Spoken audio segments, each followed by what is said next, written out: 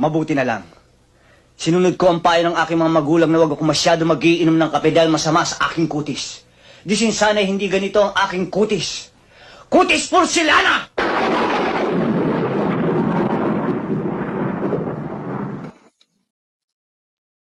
At sa katawan, pag ito ang nakita ni Don Solueta, tiyak mamamatay! Si Richard Gomez sa inggit!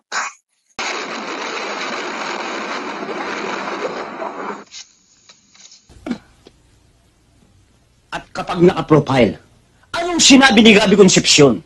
Kaya please lang, huwag kang masyado magdidikit sa babae at baka mapikot ka.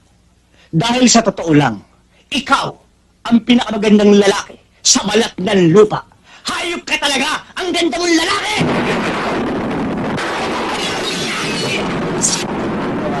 Sa mga kasalanan ko, sa mga kasinungalingan ko, nagbibiro lang naman ako eh. Kayo naman, hindi na kayo mabiro eh.